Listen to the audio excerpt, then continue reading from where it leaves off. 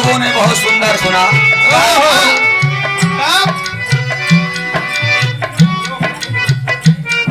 बड़ी सुंदर गीत के संकेत बा।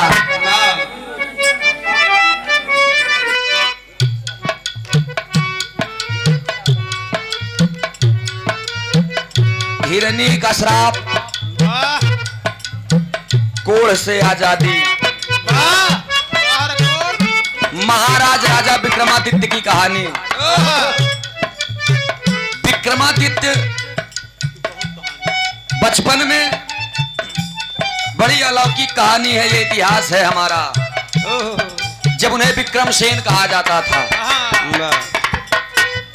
आज के जमाने में जिसे हम आप सऊदी अरब कहते हैं, सऊदी से लेकर के चीन के बॉर्डर तक का जो भी इलाका था है वो विक्रमादित्य का था उस समय दोस्त। आज के दौर में उसे लोग कहते हैं, चाहे जो विक्रमादित्य के 4 लड़का 2 बेटवा 2 बिटिया। बेटवा के नाम विजयपाल, बिटिया के नाम पूजा पाल, बिटिया के नाम इतिहास या एमे लबेदी ने चली सुजीत भाई। अरे दूसरे की बात हो। दोनों बिटिया के नाम विद्योत्मा और वसुंधरा। बड़ा गजब इतिहास है। एक बिरहात है, आप सब विक्रमादित्य के उधर से सुन ले। हिरनी के श्राप रहे। अब हम चाह तनी कुछ बजा के आओ मास्टर साहब, ओकरे बाद कहानी पे हम आई थी।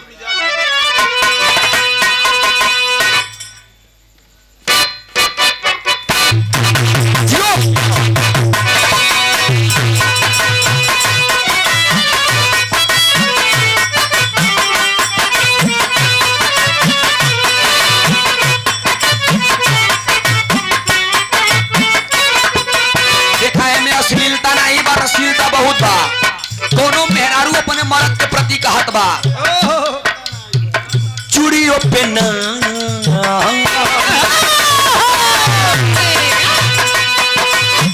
चूड़ियों पे नाम हमारा, सरियों के नाम बा। चूड़ियों पे नाम हमारा, सरियों के नाम बा।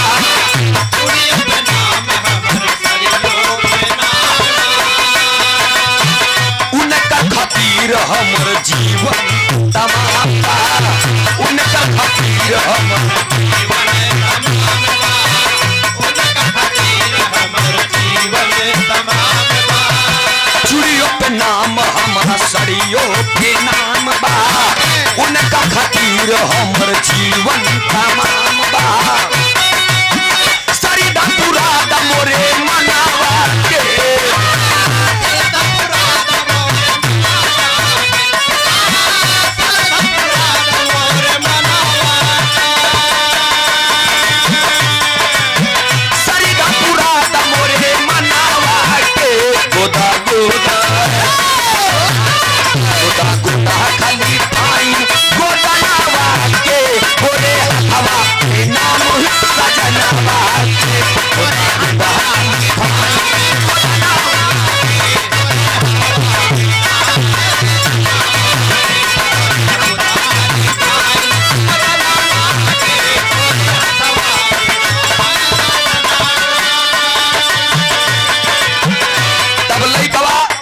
मेहरारू के ऊपर शंका ना करे।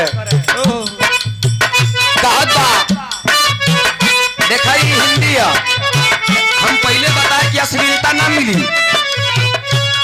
लड़का कहत बा, आए है तुम तो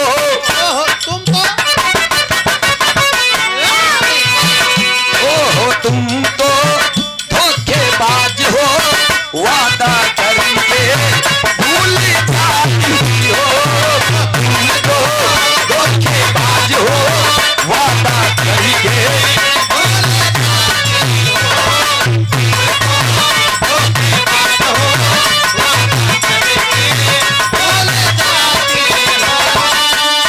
लेकिन नीलम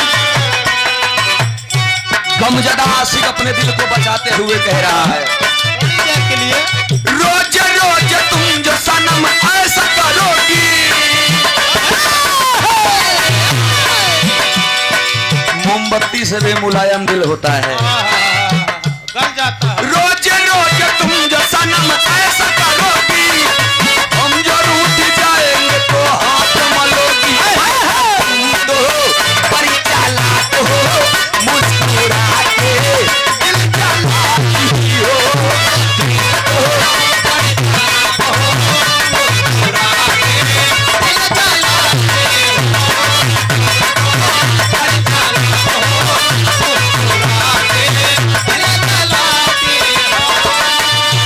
इस भाव पर प्रसन्न होकर आदरणीय आप सम्मानित श्री राम स्वरूप के बड़े पुत्र शंभूलाल यादव 201 रुपया का पुरस्कार देकर के हौसला अफजाई किए हैं। चरणों में पहले की आशीर्वाद की आकांक्षा में प्रतीक्षा है।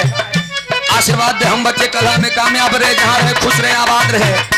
आजकल के जितनी मेहरुओं ने हैं, जितनी नई जमाने के लड़कियां ने हैं, ई जान ला लंका डाइन शंका बहुत खाली शंका में चली जाती है।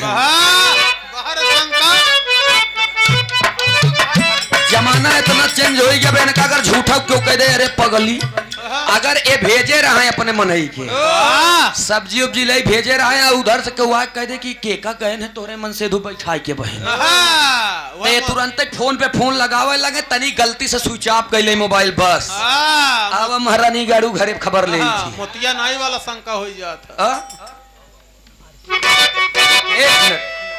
आदरणीय आप सम्मानित श्री अर्पित यादव टिकरी की सरजमी से 51 रुपया का पुरस्कार भैया के नमस्ते प्रणाम बा।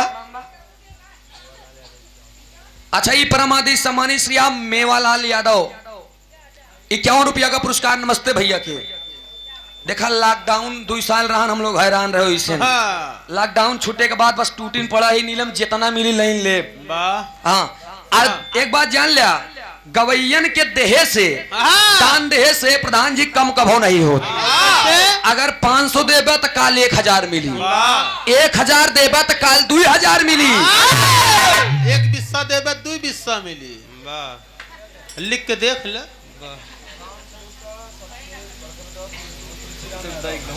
ये परमादेश सम्मानित श्री आप चाचा जी आप सम्मानित श्री राम स्वरूप जी के बड़े सुपुत्र तुलसी राम यादव जी की तरफ से पुनः 151 रुपया का पुरस्कार। चरण छू के एक स्वर से सभी सकल पंच के नमन आशीर्वाद की चाबा। मुझे इस बात का खुशी है और गर्व है कि आप लोग कम से कम इत्मीनान से बैठा हैं, दोनों पार्टी का बिरहा सुन रहे हैं। ऐसी पब्लिक कहीं कहीं पर देखने को मिलती है, जोरदार ताली होनी चाहिए एक अपने लिए। ये धुसुरपुर की सरजमी है नीलम जी, यहाँ पर बिरहा जैसे आदमी चलनी में आटा चाल के रोटी बनवत हो, इसे हिया चाहे जितना गावल लेकिन इसे चाल के निकाल ले कौन मजबूती है। के में सूड़ा पड़ा है, के में नहीं। एक मनई नहीं यहाँ एक मनई कहता है नहीं है छक्के। अरे यहाँ बगली देर के मारा भाग गए। ओ आ बैठा है बेचारू। आवा बहुत सुंदर बिरहा आप सब सुने। हमारे लगे 4-6 लोग आए, कह सूरज भैया कोनो पुरान चीज बताया, पुरान चीज अब पुरान बिरहा हम। अच्छा सुजीत भैया अब बहन नीलम बतौबे बहन की इलाहाबाद के 3 चीज बहुत मशहूर बा। अच्छा हम जब इतना कहीं तो हम कान पार ले देखी का आया हो सके न जानत होई। बताइन कहीं दादा राम कैलाश के लटका लटका है। हाँ दादा राम कैलाश के लटका। हैदर अली जुगनू गुरु जी के झटका। समय रहा नीलम गवैयन की आंखी तिलोर दे बड़ी बड़ी तो बाली की नहीं आधा दम खींच ली। मिर्गी आवे लग रहा था हैदर अली खान बचा रह गया, यही बहुत अच्छी बात है। अच्छा बिरहा सम्राट गुरु लाल जी लहरी जी के फटका एका संहारे वाला कोनो माई के लाल पैदा नहीं भरोस।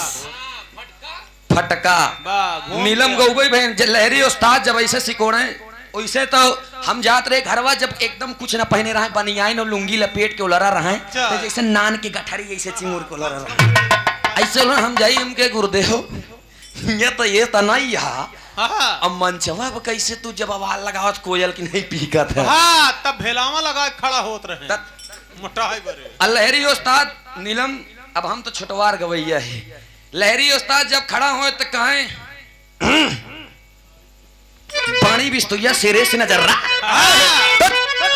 अरे इश्क का बाम बनाकर जाम पर फेंका करूं, इश्क का बाम बनाकर जाम पर फेंका करूं और खींच लूं तस्वीर तेरी रात दिन देखा करूं। फोटोग्राफर लहरी उस्ताद गाँव है का एकदम जान ले इसे ठोक दें। कोई मरता है जागीर धन के लिए, अरे कोई मरता है जागीर धन के लिए, कोई मरता है बेश्या मिलन के लिए। अगर मरना ही है मरो वतन के लिए, लड़कियां दुपट्टा लुटा देंगी कफन के लिए।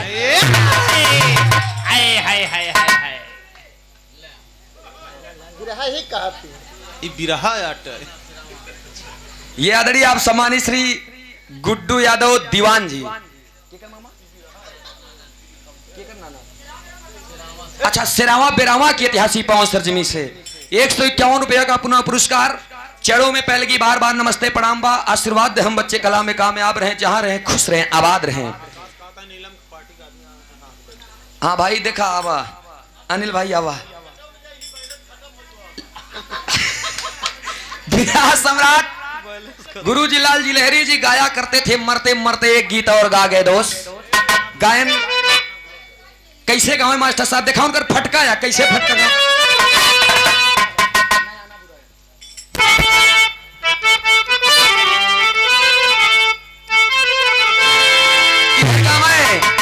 अरे नया ना बुरा है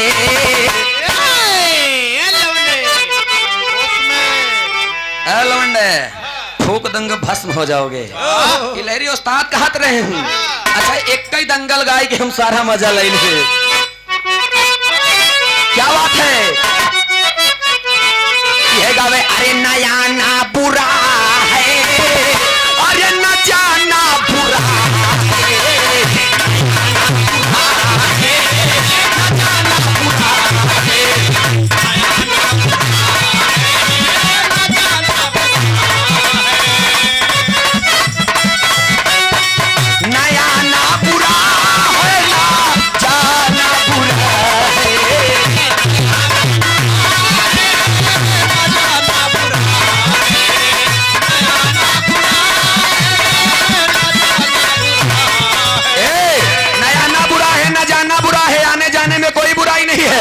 बुराई क्या है। आशिकों से दिल का, हसीनों से दिल का लगाना बुरा है। हसीनों से दिल का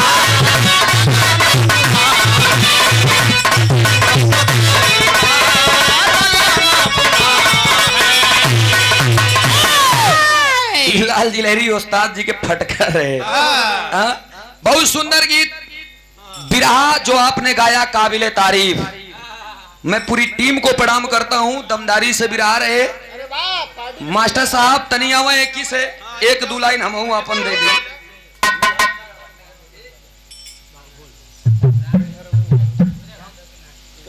आप परमादि सम्मानित श्री आप राम स्वरूप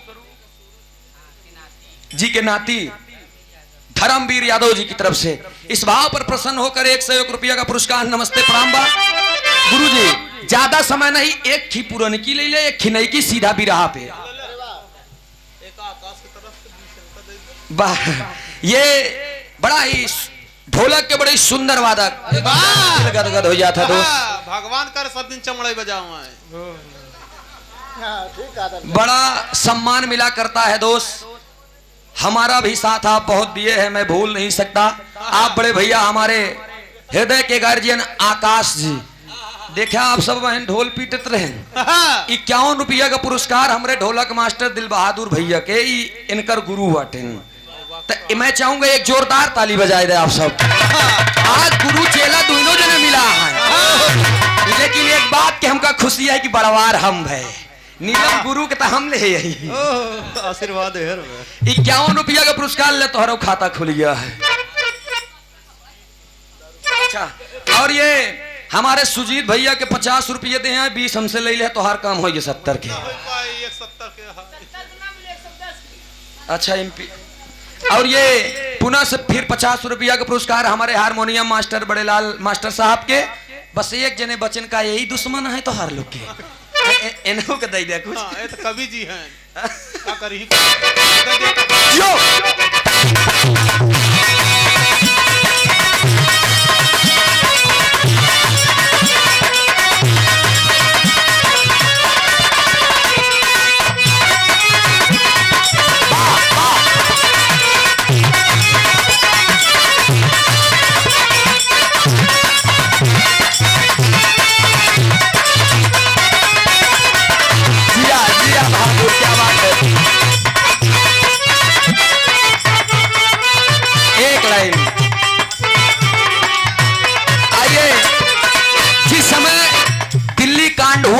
लोग सुने थे अखबार में, श्रद्धा और आफ्ताब बारे प्रेम। देखा फिर हम प्यार पे लेके आवा थे, बारे प्यार महाराष्ट्र से चला था प्यार, दिल्ली तक गया और दिल्ली में मोहम्मद आफ्ताब ने श्रद्धा को 35 टुकड़ों में विभाजित कर दिया और 35 टुकड़ों में काटने के बाद 300 लीटर का फ्रिज ला करके और उस फ्रिज में उसके तन को बोटी बोटी कर रखने के बाद 18 दिन लगातार दिल्ली के अलग अलग इलाके में टुकड़े को फेंकता रहा। उस समय एक गीत आई थी, कैसे?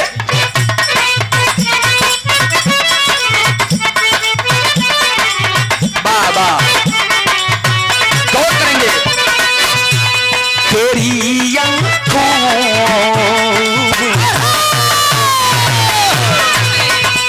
तेरी आंखों के दरिया का उतरना जरूरी था, तेरी आंखों के दरिया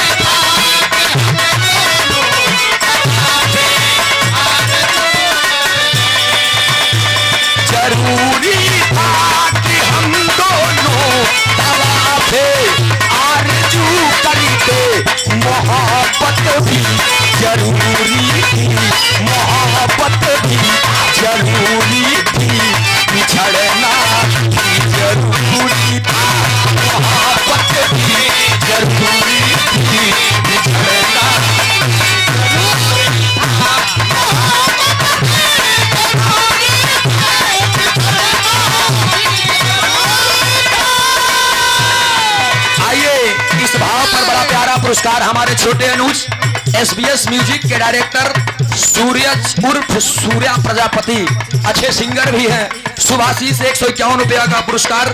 मालिक करे सदा जीवन में खुशियों को बांटते रहे, खुशियां प्राप्त होती रहे।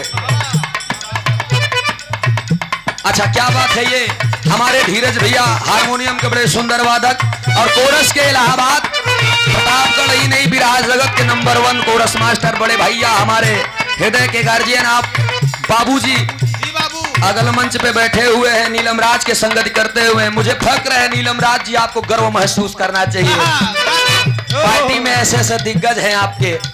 51 रुपया का पुरस्कार ये हमारे सुंदर ढोलक मास्टर दिल बहादुर मास्टर साहब को।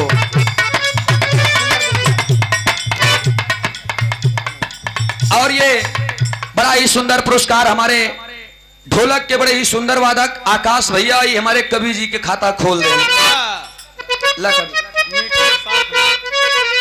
आवा एक लाइन गाय के बाद सीधा हम बिरहा पे चलते, मात्र एक लाइन। कैसे?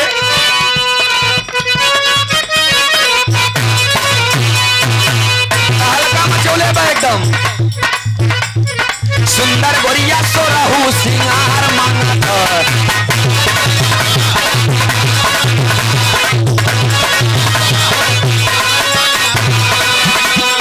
अपने बाबू सोना से प्यार मांगत है।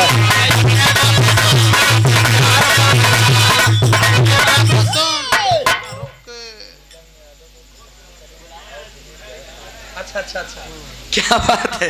ये सम्मानित श्री आप नीरज यादव भैया हमारे और विनीत यादव कहन की तोहरे साथे जोड़ी में नीलम राज पसंद करेगी। वाह, एक जोरदार ताली वाह बजाए दे इनके नाम से। क्या बात है, ताली के नाम पे सबसे पहले एक उदत रहे। बहुत से माया का पुरस्कार हमारे नीरज और विनीत भैया के प्रणाम बा। लेकिन देखा ही गाना तो हल्का मचोड़े बा।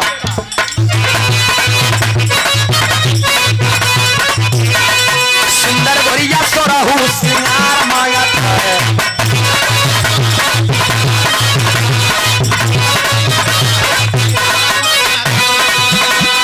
अपने बाबू सोना से प्यार मांगत है।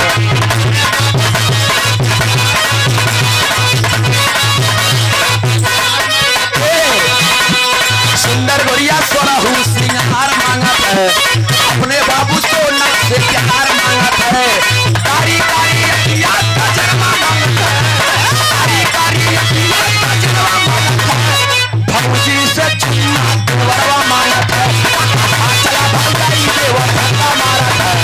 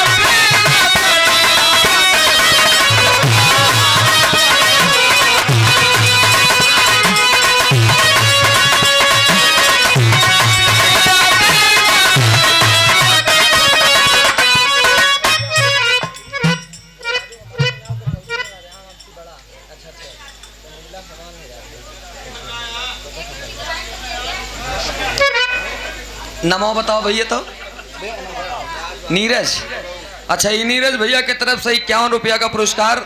भैया के नमस्ते प्रणाम। जोन मैटर बतावा था हम तू अंदर ही अंदर समझा बाहे का बाहर रहा दिया। बहुत बहुत नमस्ते प्रणाम बा। माई भगवती हर मोड़ पे तरक्की दे। नहीं नहीं ये शोभा नहीं देता। कलाकार, हर कलाकार का इज्जत है, मर्यादा है। सम्मानित श्री आप राज बहादुर यादव जी, ये 51 रुपया का पुरस्कार नमस्ते प्रणाम बा। इस भाव पर प्रसन्न होकर आइए एक छोटा सा विरहा। क्या बात है, आशीर्वाद ले ला। क्या बात है। ये पुरस्कार नहीं आशीर्वाद है आपका। सम्मानित श्री आप दादाजी खुद ही अपन स्थान छोड़ के चल के आए हैं और ये 51 रुपया का आशीर्वाद रूपी पुरस्कार मैं चाहूंगा दादाजी के नाम से एक जोरदार तालियां होनी चाहिए। बहुत बहुत नमन बा, प्रणाम बा।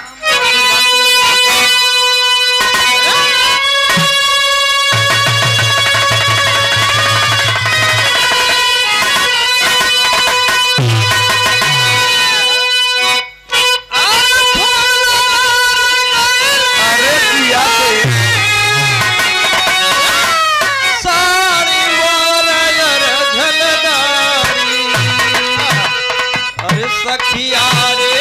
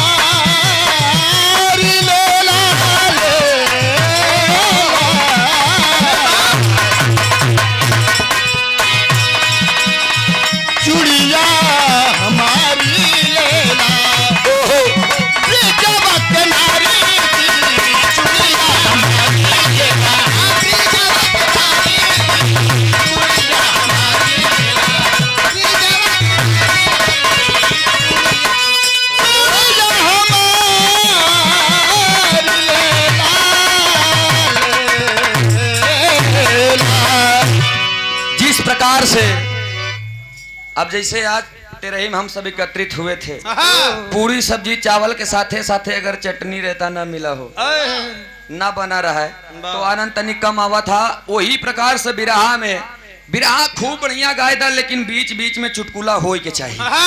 और ये साहब दिन ना भैया।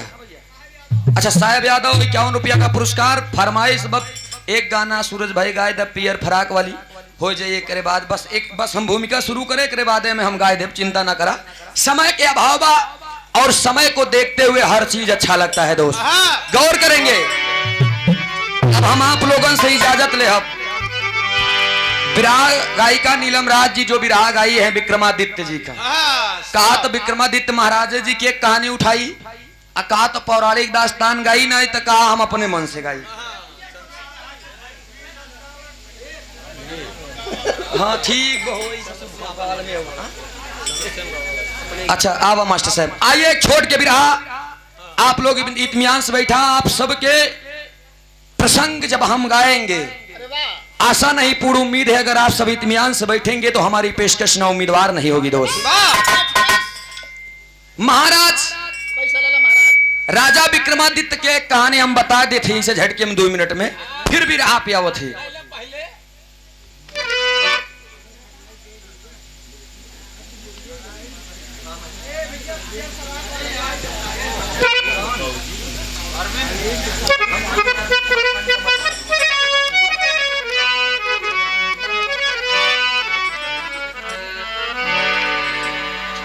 परमादरी सम्मानित श्री आप सूरज दिन यादव दादाजी की तरफ से 101 रुपया का पुरस्कार।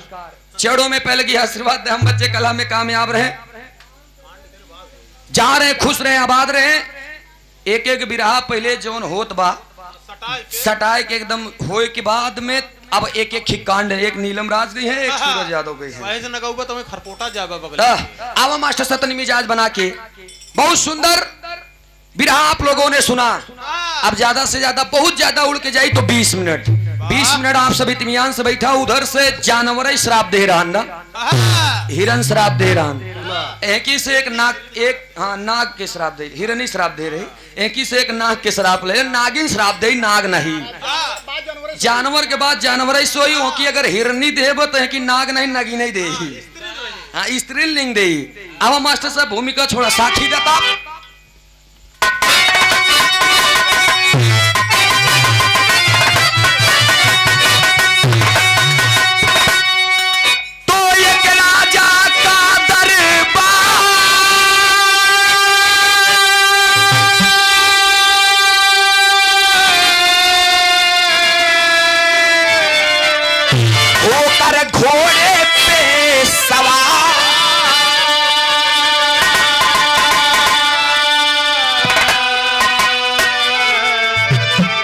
भ्रमण करने अब गए वन मझार।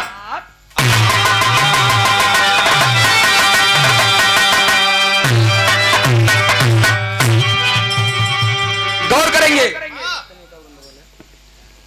बिरहा एक रहस्यमयी बात मिलेगी अब जो और प्रमाण भी मिलेगा लास्ट में और आनंद भी मिलेगा दोस्तों। पूरे बिरहा का संदेह लेकर एक गजल का टुकड़ा संकेत करता है कैसे, कव्वाली के लाइन बा।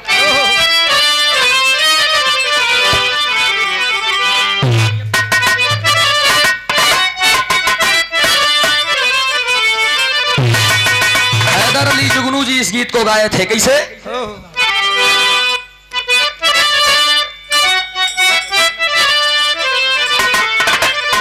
अरे या गरम मर्जी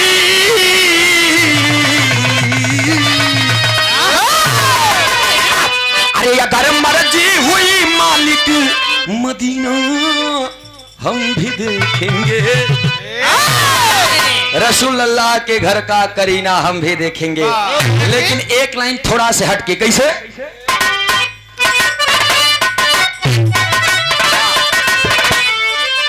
और ये पलट कर रे पलट कर, ये पलट कर देख ले जालिम तमन्ना हम भी रखते।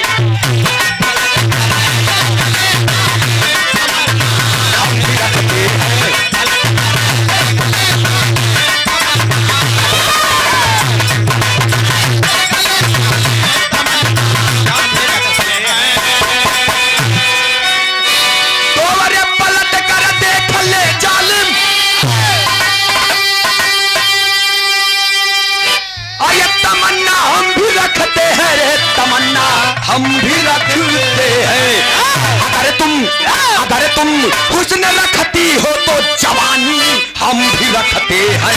अगर तुम हुस्न रखती हो तो जवानी हम भी रखते हैं।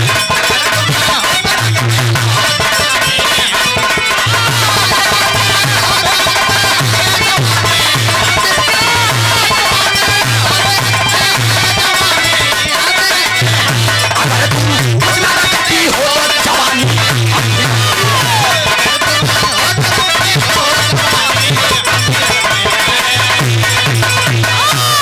गौर करेंगे।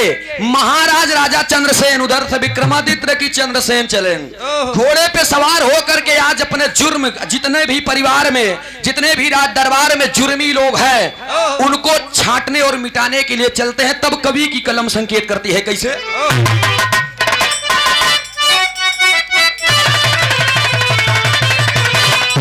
अरे मिटा दे, अरे मिटा दे, अरे मिटा दे जुर्मी हस्ती को तेरी औकात दे।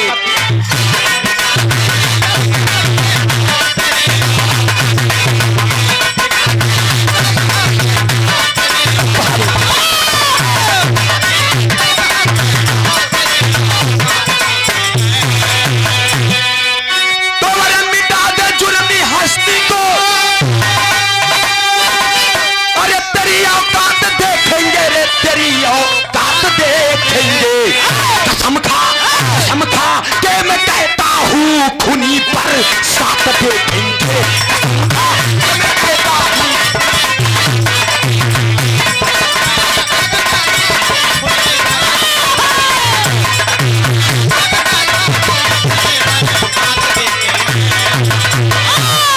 तमाम जुर्मी और दरिंदों को हटाने के बाद महाराज राजा चंद्रसेन जंगल में पहुंच गए।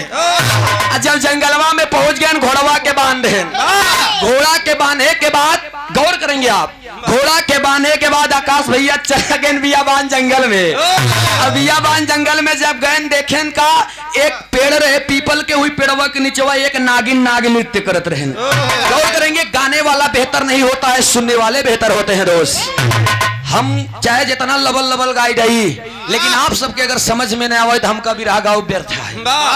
गौर करेंगे आप, गाओ कम पर समझाओ ज्यादा। ए भैया हो, एक नागिन नाग राजा चंद्रसेन देख लेन, जब नागिन नाग राजा चंद्रसेन देखें तो कहें रे यार इन्होंने बहुत गजब नृत्य करते हैं। नृत्य माने डांस करना। अच्छा जब डांस करत देखें तो वहीं चुप्पे से लुक गए, और लुके के बाद सोचे थे इतना बढ़िया नाचत बा। नाचत ही बा। हाँ हिया का मिली, हिया कुन न मिली। एक काम करा इनका लई चली अपने महल में, अपने राज दरबार में, हुआ अगर न चाहिए इतना इतना धन मिली। पावन के बाद छोड़ा 56 प्रकार के भोजन करे के मिली। अच्छा ये भैया हो, इतना सोच के नगिनिया नगवा के लगे सोचे अब चली। जैसे चले नागिन नाग देखते ही मान वही के नीचे बिल रहा, वही बिलिये में घुस गए। जब बिली में घुस गए तब इंतजार करत हैं, अब निकला, अब निकला, निकलबे न करे।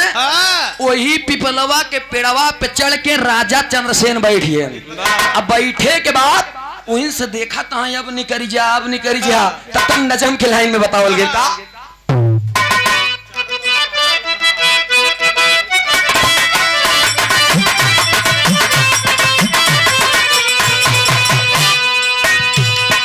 ए भैया हो, त्रेता युग में,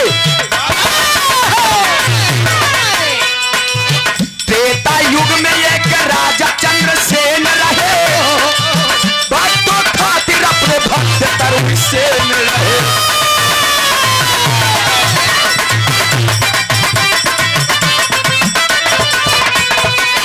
किसी का कीन यही वो धरती है,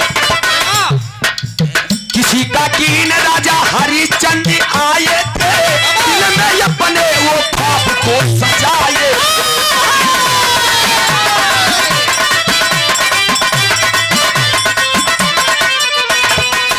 यही वो धरती है,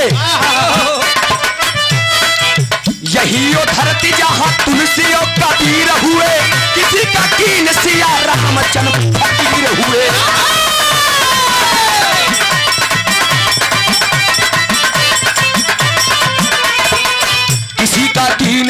परमहंस यहाँ आए थे, चारों ओरी अपने माया को दिखाए थे।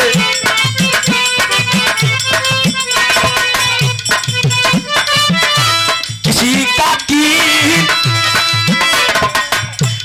कीन परमहंस यहाँ आए थे, किसी का कीन परमहंस यहाँ आए थे, चारों ओरी अपने चावा को दिखाए थे।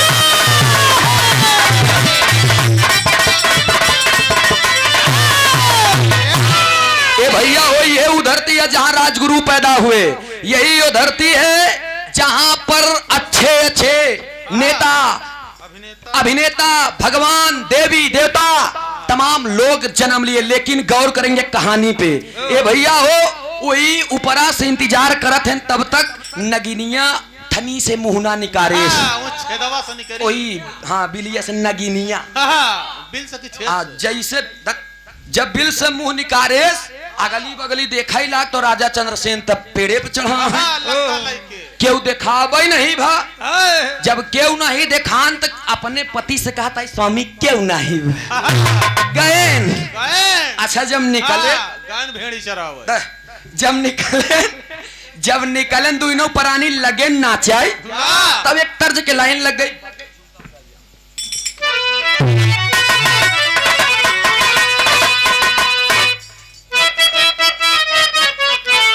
आए है नीलम की नहीं कोनो नई नोदर दुल्हन रही, अब पुरनिया दुल्हा पाए रहा दुल्हावा ओका बेचारी के रोज ऊ बेचारी तनी से चट्ठा मिठा में रहा चाट चाउमीन चाहिए, लेकिन ऊ बेचारा का करे कहीं जानत या कहन का जब टिकुली लेके आवे बाजार से ता ठन्नी भरे के लई आवे अपने माई हरन के जैसे देखे रहा पुराना जमाना में। हाँ वो आज उन बमा की जाएंगे पगलाना है। आजकल के मेहरारुअन में और तब में बहुत अंतर रहा।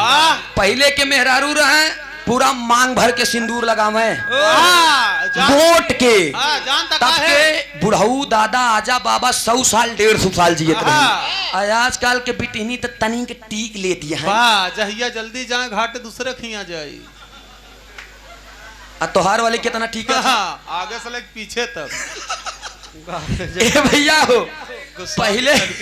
पहले के मेहरारू अठन्नी भरे के टिकुली लगावत रही ना, आजकल तो सरसों से छोट कौनो आई जाए ओका पावे तो तनी के टीक ले कनीलम सही है ना। लेकिन गौर करेंगे इधर कोनो मेहरारू अपने मर्द से कहा बका कहे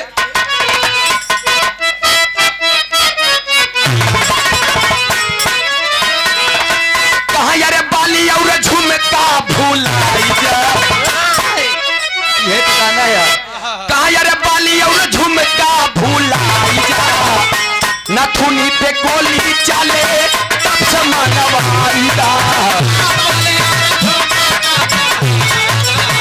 नथुनी पे गोली चले तब से मनवाई।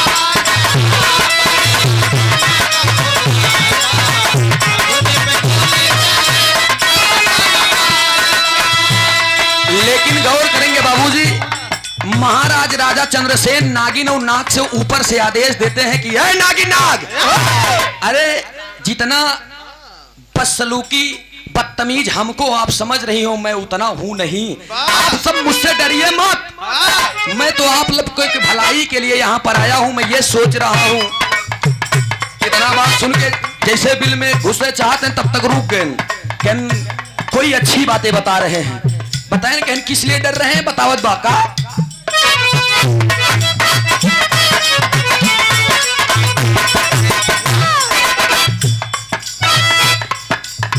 देखते राजा चंद्रसेन बताई गए, कोनो मतलब नहीं बना चीज। देखते राजा चंद्रसेन बताई गए, महला में चल के अपन नचिया दिखाई गए।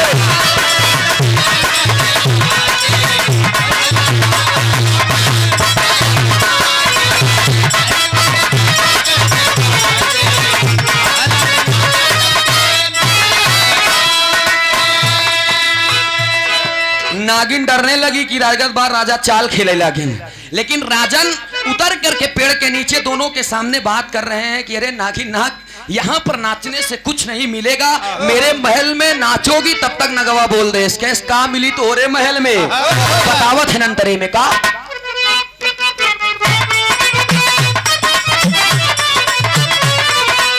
सुंदर सुंदर पाही रही के पाई बुमसाना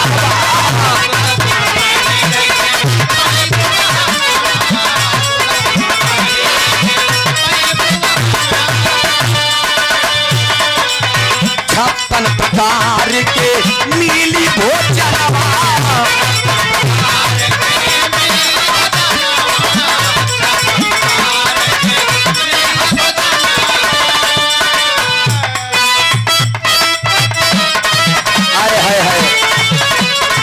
सारा डाल पाए तब मिटाई जाए, सारा डाल पाए तब मिटाई जाए, महला में चल के अपनी नदिया निकाई गए।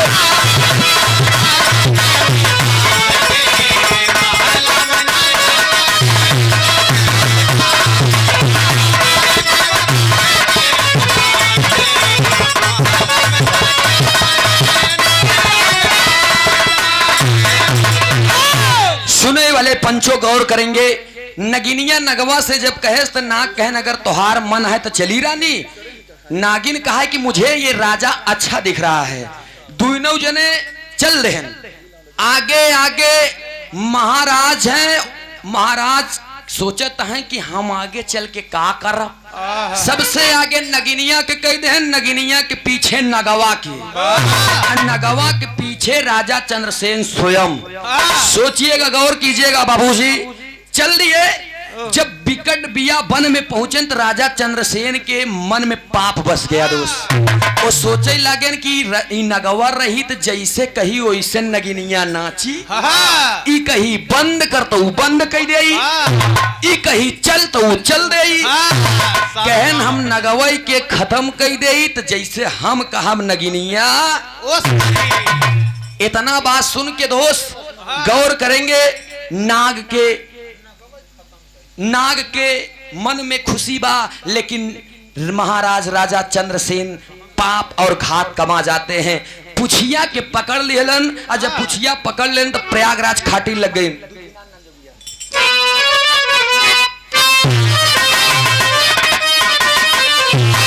बहुत पुरान गीत यही आजा बाबा के जमाने किया।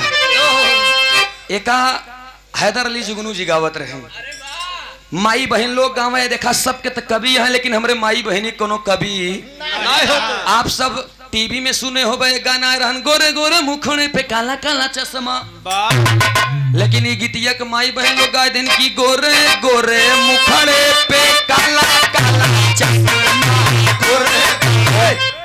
लेकिन गौर करेंगे आप सब, हमारे माई बहन लोगन के गीत है स्वर्गीय बाबू राम आधार जी के जमाने से चली आए। कौन गीत मास्टर साहब?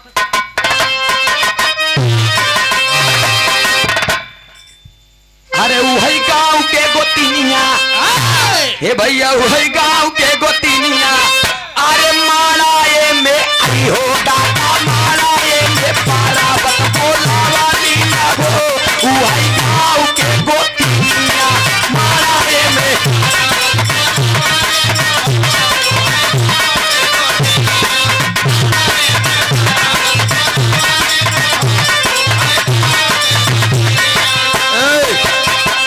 लेकिन गौर करेंगे दोस्त, लवकुश चरित्र में आप सब सुने हुए हैं।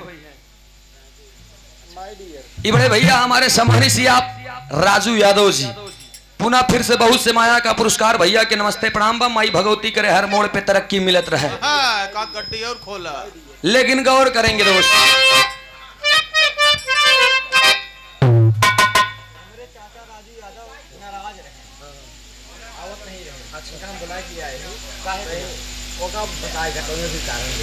चाहे जवन हम अपने जोड़ दे। नीरज भैया के चाचा राजू यादव कहा था नाराज रहे हम मनाए के लेके आए। अब हम पूछते काहे बिना तो कहा था चाहे जवन जोड़ के बताए दे। बताओ अब हम लोग बताए थे ये भाई बिरैया जरूर है, ज्योतिषी नहीं है, काहे गुस्सान रहन अब वो जाने, लेकिन आयन तो हम खुशी है भाई। एक तो माल देन, दूसरा नंबर अच्छे से सम्मान देन। कहना पड़ा दोस्त, कहना पड़ा किसे अरे दूठी नाल जोगिया। लौकुश चरित्र में आप सब पढ़े होंगे दोस्त। हैदर अली उस्ताद कहा करते थे कि दिल का सूना साज तराना ढूंढेगा। अरे दिल का सूना साज तराना ढूंढेगा और मुझको मेरी बात जमाना ढूंढेगा। जब पढ़बे तब जनबे दोस्त। कहना पड़ा कैसे? अरे दूठी नाल जोगिया तू है पेड़ावा में घोड़ावा बांधावा लेना हो। दूठी नाल जोगिया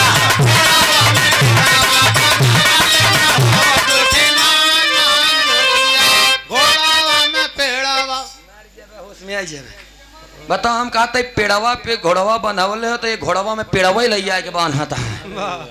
सुना कर नहीं सवेरे 1 रुपया न मिली है जान।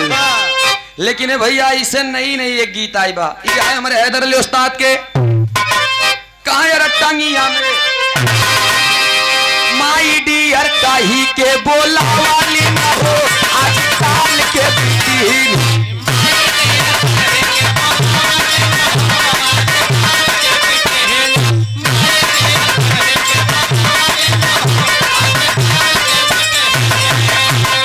लेकिन गौर करेंगे दोस्त, इधर कहानी पे महाराज राजा चंद्रसेन जी करते हैं क्या? अरे पूछिया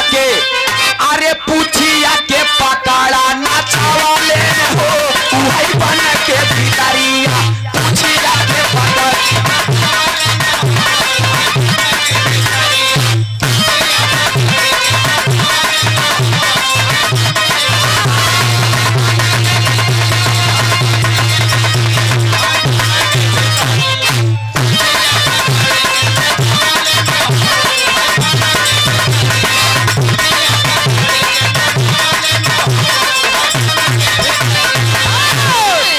गौर करेंगे बाबूजी।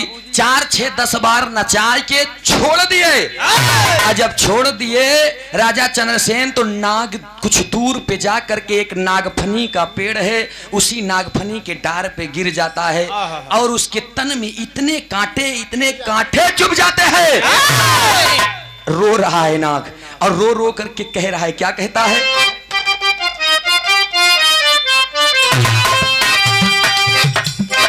कमन रहे गलती जमन कैला नाही माफ हो।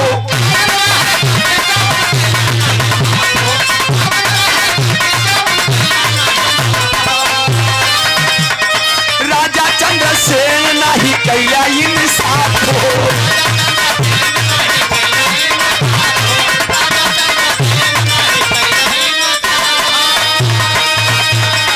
गलती नहीं, हाँ बाबू गलती नहीं, गलती नहीं हमा के बाता वाले हो वही बना के भिखारिया। गलती नहीं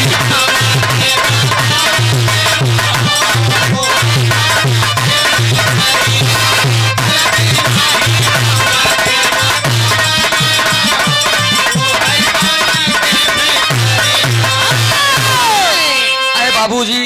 नाग देख रहा है, नागिन को कहर के बुला रहा है अपने अर्धांगिनी को, लेकिन आवाज वहां तक जा नहीं रही है। नागिन अपने अरे बोल रही है कि स्वामी जब हम आप वहां पर बहुत सारा धन इकट्ठा कर लेंगे, जब आप कहेंगे तभी आएंगे, नहीं तो महाराज से किसी कोने में स्थान ले लेंगे कि नहीं स्वामी?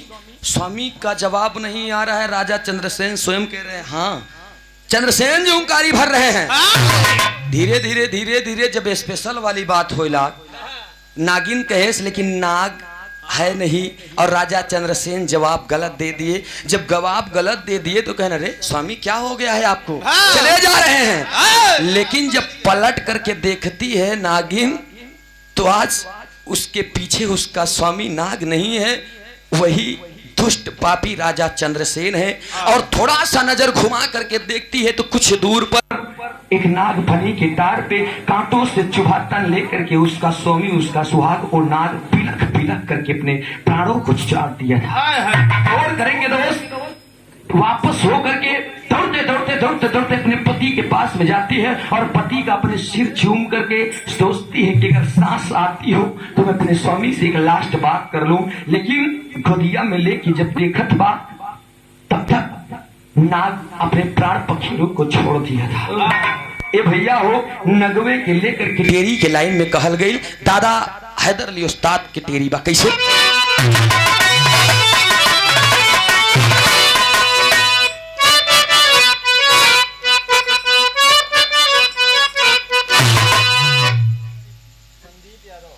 बड़े भैया सामान्य से आप संदीप यादव बहुत से माया का पुरस्कार नमस्ते भैया के सम्मानित श्री आप संदीप यादव सनाप तुलसी राम यादव एक स्वर से दोनों लोगों को नमन पहुंचे बहुत से माया का पुरस्कार भैया के नमस्ते बा प्रणाम बा एक स्वर से सभी सकल पंच के नमन बा ये परमादि सम्मानित श्री आप राजू यादव भैया जी ये पुनः फिर से इस भाव पर प्रसन्न होकर बहुत से माया का पुरस्कार चैड़ों में पैरगी एक स्वर से सभी सकल पंच के नमन बा गौर करेंगे के लेके गुदिया में नगिनिया रोवत भा और का कहत बदोस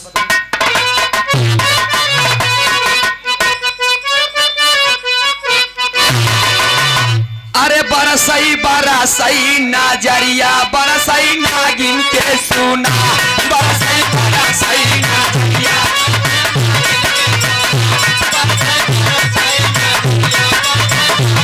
नगवा तड़प के मरी जा नगवा तड़प के मरी जा नगवा तड़प के मरी जा नगवा तड़प के मरी जा नाग फनी के डरिया नाजरिया बरसई नागिन के सुना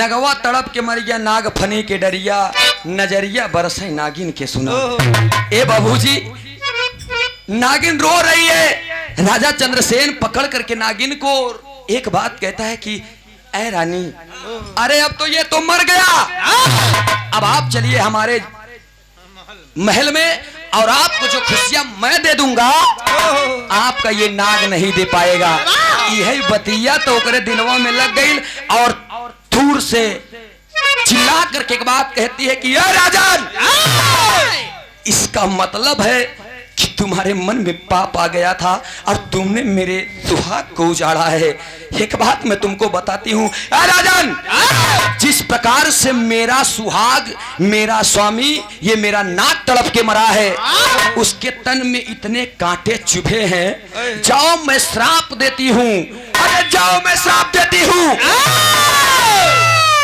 अगले जन्म में तुम भी इसी तरीके से तड़प के मरोगे तरज की लाइन लगी शराब में कहत बा का कहे मास्टर साहब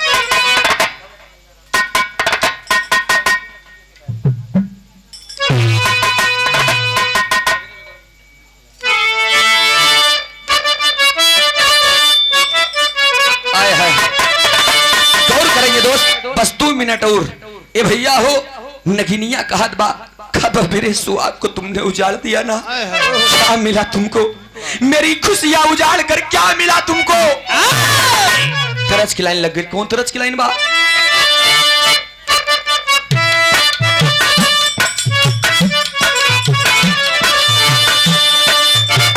गजरा लगावालियू बिंदिया सजवलियू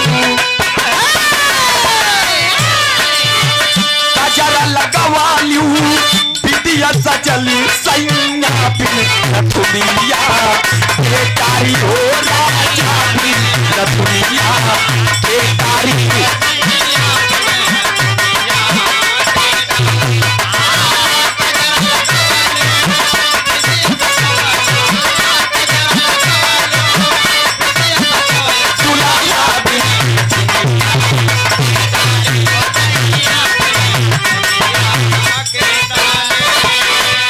और ये इस भाव पर प्रसन्न होकर पुनः हमारे राजू भैया फिर से बहुत से माया का पुरस्कार भैया के नमस्ते प्रणाम तोहरन बलबूते हम लोग गौते हुई है जा लेकिन गौर करेंगे आप सब दोस्त नगिनिया कहा बा कैसे कहे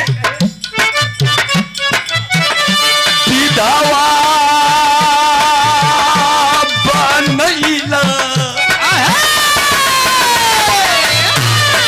राजन विधवा बनैला घटिया कमैला विधवा बनैला घटिया कमैला राजा हो सारा बाबा हम देबै हो राजा हो सारा बाबा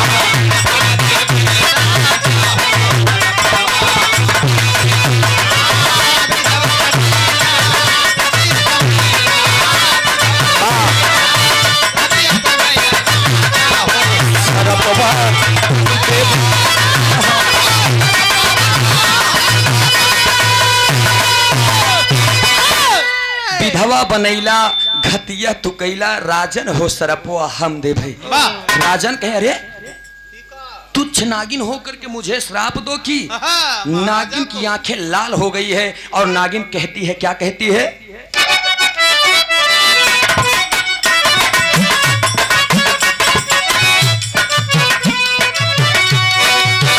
जैसे छदाइल बाटे नगवा के पनावा यही दशा होई तोहार हो रजनवा यही दशा होई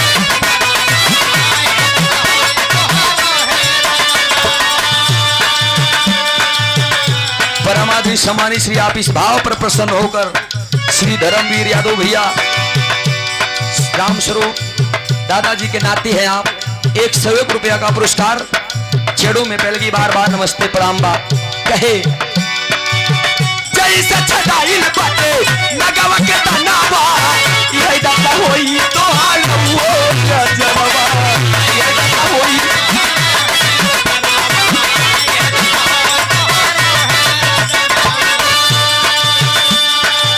सिंधु मिटैला सिंधु मिटैला सुन बनैला सिंधु मिटैला सुन बनैला राजन हो सरपवा देव राजन हो सरपवा बहुत अच्छे बहुत अच्छे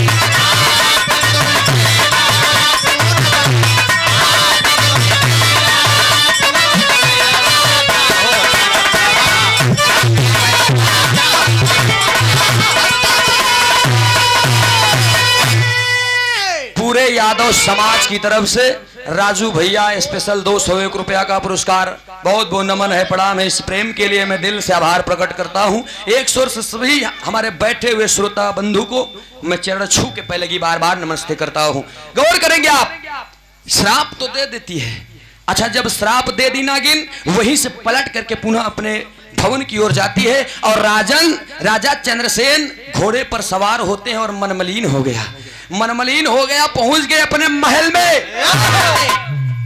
घोड़े से उतरते हैं धीरे धीरे धीरे धीरे शयन कक्ष में जाकर के बैठ गए रानी साहिबा जाकर के सामने पूछती है कि अरे राजन अभी तो आप खुशी खुशी गए वन में शिकार खेलने के लिए लेकिन ये मन आपका मायूस क्यों हुआ राजन कहे कि मेरी अर्धांगिनी हो तुम मेरी धर्मपत्नी हो तुम जीवन की सच्चाई मैं तुमसे छिपा नहीं सकता बुला करके अपने करीब बैठा करके तब उतनी से मैं पहपट की लाइन में बताओ थे का बताओ थे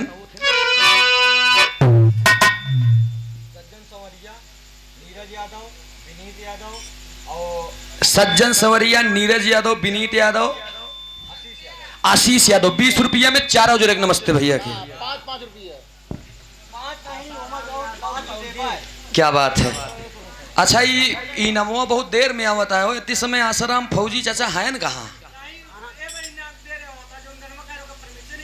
अच्छा पियर फराक वाली हो जाई भाई हम बैठब तक गायन के बैठब पियर प्लस लाल अब चाहे जवान कहा भाई आए है तोहरे दुआर अच्छा आदरणीय आप समानी से हमारे राजू भैया विराह के शुभचिंतक हमारे हृदय के गार्जियन चाचा जी धुसुरपुर चाटी में एक सभ्य इंसान जिनकी मर्यादा जिनकी शालीनता दूर से झलकती है समानी सियासा राम फौजी जी की तरफ से 101 रुपया का पुरस्कार पुनः एक जोरदार तालियों से स्वागत करेंगे आप बहुत बहुत नमन बा प्रणाम बा गौर करेंगे इधर पापट के लाइन में बतावत है राजा चंद्रसेन अपने अर्धांगिनी से कि गलती का हुई है, मैं क्यों यहां पर मायूस हूं, बताए।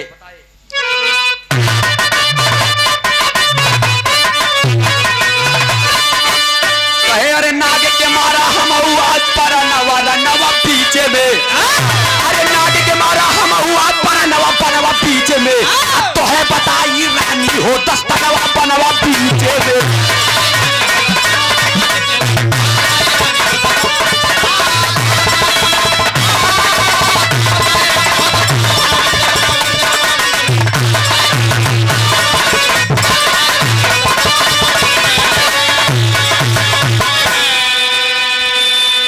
से भर गईल हमारो पुतरिया अतिहले बना गिसराप सुनीला गुजरी,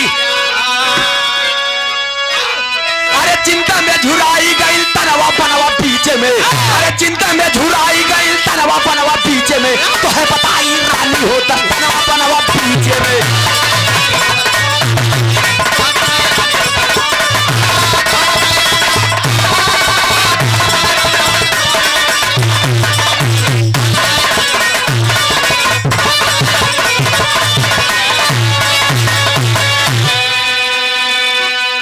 रानी साहिबा सिर को दबा रही और कहती हैं राजन आपने गलत कदम क्यों उठाया, आपने अपने परिवार के लिए नहीं सोचा।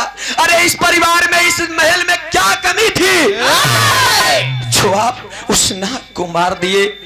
राजन रो रहे हैं, अब मेरे पास ज्यादा वक्त नहीं है, धीरे धीरे दाना पानी छोड़ दिए, और जब दाना पानी छोड़ दिए तो शरीर सूखने लगी, जब शरीर सूखने लगी तो शरीर में बीमारी बना ली, और जब बीमारी बना ली फिर भी राजन ना दवा खा रहे हैं ना खाना खा रहे हैं। आल्हा की लाइन में होत का मास्टर साहब,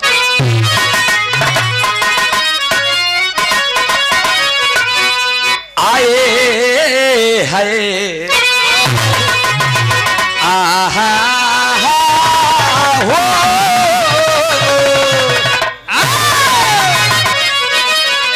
चिंता में झुराई गईले, चिंता में झुराई गईले राजन के तनवा पंचो, धीरे धीरे देहिया तब होई गईले बीमार,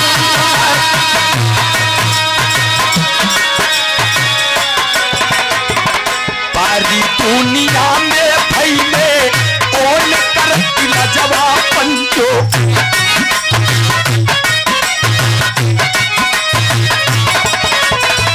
नाही छोड़ले कानावा से सुनीला भोखा,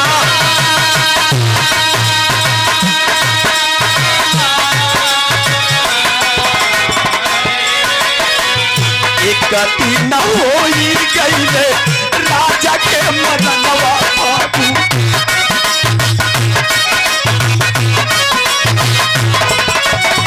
रानी रोवत बाटी में अपन पीटी के कपा,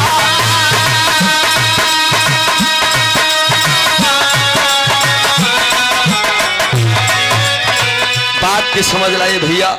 धीरे धीरे राजा चंद्रसेन के पूरे शरीर में सूख गई, बुखार पकड़ लिया, दवा नहीं खा रहे हैं, खाना नहीं खा रहे हैं, पानी नहीं पी रहे हैं। एक हफ्ते के बाद पैरासीटामोल खा लेते, एक हफ्ते के बाद इस दुनिया से महाराज राजा चंद्रसेन चल बसे। आज जब महाराज राजा चंद्रसेन चल बसे, वही राजा चंद्रसेन जो त्रेता के थे, द्वापर में उनका किसका अवतार होता है? भीष्म पितामह जी का। भीष्म पितामह सरसैया पर लेटे थे, गौर करेंगे आप सब, इतने उनके तन में बाढ़ चुभे हैं, इतने बाढ़ चुभे हैं। अर्जुन, धर्मराज, नकुल, सहदेव तमाम लोग वहीं पर बैठ करके रो रहे हैं। द्रौपदी हंस करके ठट्ठा मार करके बोलती है, कस दादा भीष्म, भीष्म पितामह जी क्या हाल है? तब उतनी समय, गौर करेंगे यही हमारे विरह का निचोड़ है, उतनी समय भीष्म पितामह जी पूछे कि प्रभु द्रौपदी आखिर सब तो रो रहे हैं, तुमने हंसा क्यों? तब वो हंसने के कारण बताई कि स्वामी आज इतना बाण तोहरे तन में चुभावत होगा, बड़ा दर्द होता है। अगले जन्म के याद करा जब तू राजा चंद्रसेन रहा, हम रहे नागिन और ये नाग कौन और नहीं, ये अर्जुन रहन जेका आप नागफनी के डार पे फेंक दे रहे। हम श्राप दे रहे, जितना कांटा चुभा रहा उनके उतनी बाण उतना तीर तोहरे शरीर में चुभिया है। ये हमरे बिरहा के निचोड़ रहा दोस्त। दादा भीष्म पितामह जी कहे कि मुझसे जो गलती हुई उसके लिए मैं क्षमा प्रार्थी हूँ, क्योंकि चला तो जा रहा हूँ इस दुनिया से, लेकिन आपका श्राप अटल था, अमर था, और आज वही आपका श्राप हमारे साथ में बीती, हमारे साथ में उतरी। बड़े भैया समाने से आप रातू यादव जी की तरफ से बहुत समाया का पुरस्कार। नमस्ते भैया के प्रणाम बा। खड़ी की लाइन में बतावल गए।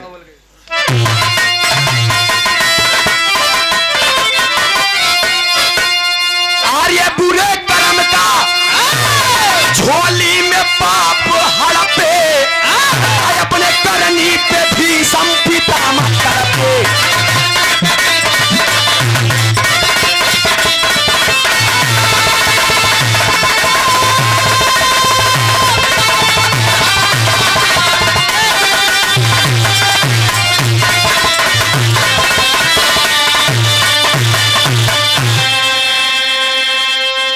बड़ी भारी गलती भइले बनवा के भीतरिया।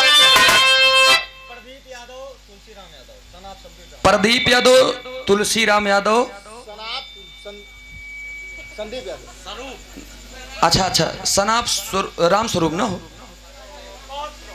पौत्र, अच्छा पौत्र राम स्वरूप। दादाजी की तरफ से, भैया की तरफ से बहुत समय का पुरस्कार। नमस्ते प्रणाम बा। एक मिनट देखा भैया, गावे बजावे में कोनो त्रुटि हो जाई क्षमा करिए, काहे कि ज्यादा चलने वाला जिस तरीके से थक जाता है वही प्रकार से ज्यादा बोलने वाले से कुछ न कुछ त्रुटियां हो जाती है। हाँ, ज्यादा बोलने वाले मार भी खाते हैं। अच्छा तो यहाँ बोलत के बजादा तू और नीलम राज, हम नीलम तो एक दाएं छोड़ देते है, चार दाएं चिचिया तो तू लोग हाँ पीछे पीछे लगा रही थी। गौर करेंगे आप, बुरे कर्म का झोली में पाप हड़पे, अपने करनी पे भीषम पितामह तड़पे। यही हमारे बिरहा का संदेश।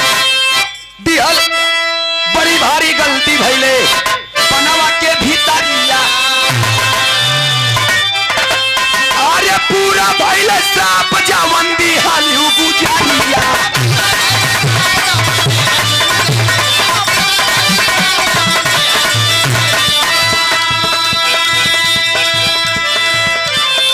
विधि की लेखनी जो तरसे तनी के ना डर के, अपने करनी पे भी संपिता मत तरफ।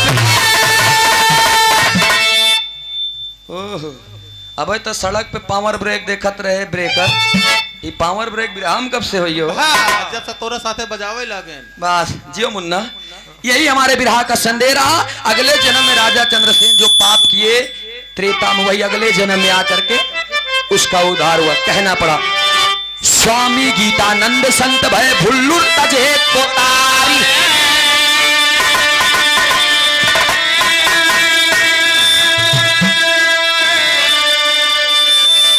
रामधार दादा स्वर्ग में गईले, राजा राम की बलिहारी हो।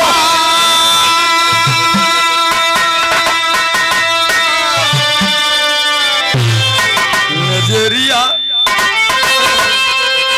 बरसई नागिन के सुना, अरे नजरिया बरसई नागिन।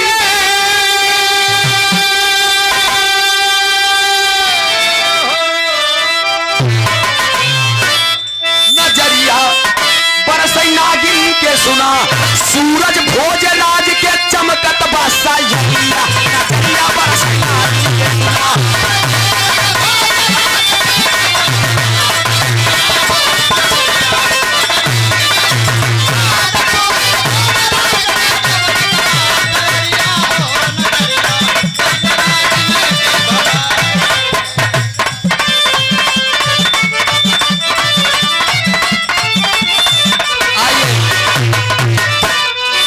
हमारे नीरज भैया के पियर फराक वाली तनी एक लाइन बजा दा, फिर नीलम राज जी के नंबर दे देते।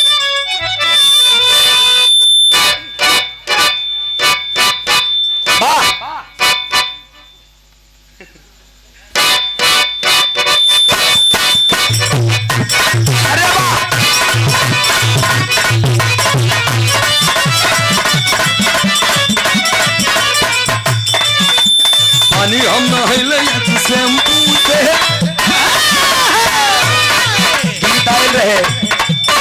पानी हम नहाइले या शैम्पू से, अब तारे सखी सैया टेम्पू से।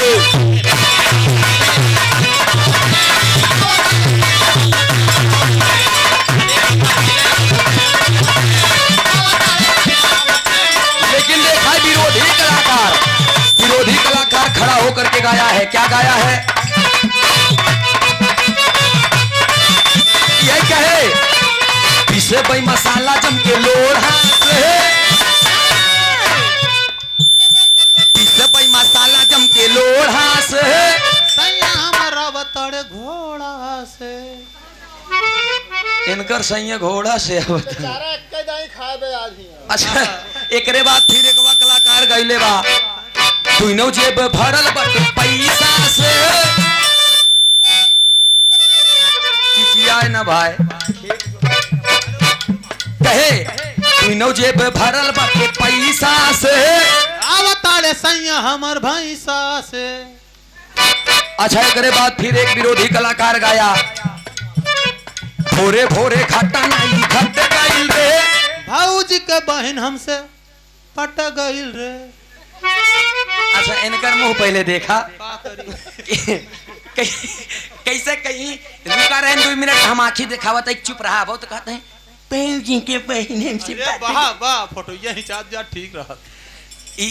बतावा यह औरो कुछ कह सकत रहा, लेकिन एकरे बाद एक गीत और कैसे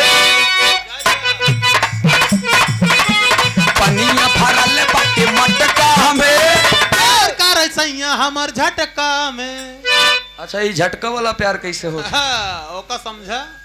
प्यार बहुत अच्छी चीज है हाँ, सुजीत भैया, बहुत बेकार चीज है। कहा जाता है कि love is God and God is love. हाँ, एका चंचल से पूछा, क्योंकि भगवान प्यार ही भगवान है और भगवान में ही प्यार है। वाह। एक बात मैं आपको बता दूं,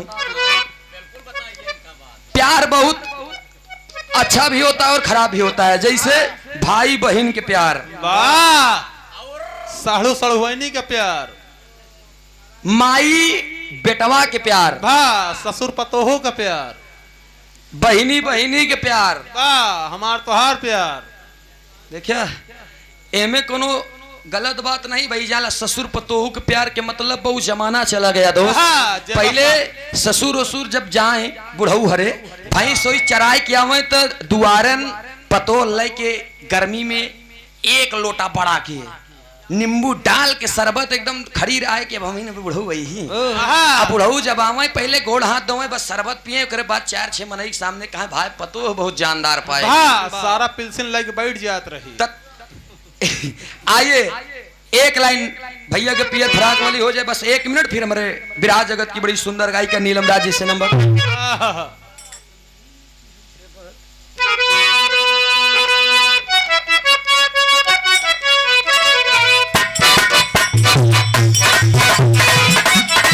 यह गीत लाइन बा, अइला हा बारात में या कि हमसे बात कर,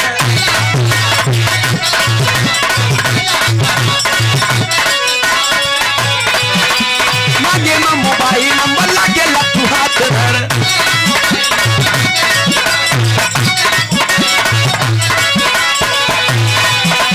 अइला हा बारात में है या कि हमसे बात कर, मांगे में मोबाइल नंबर लागे लट्टू हाथ धर। तब लइकवा कहे गोरी फूला धारी बातू पापा के पारी बालू,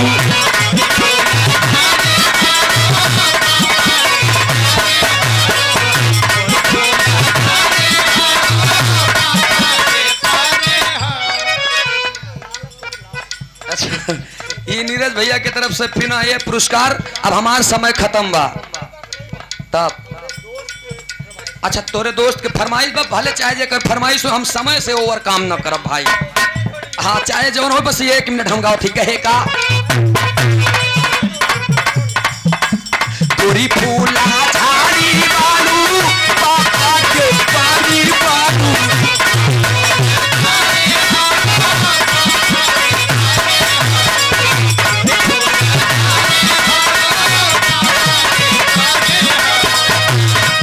गोरी फूला झाड़ी बालू पापा के पानी बालू, लगल उड़ावे तू पापा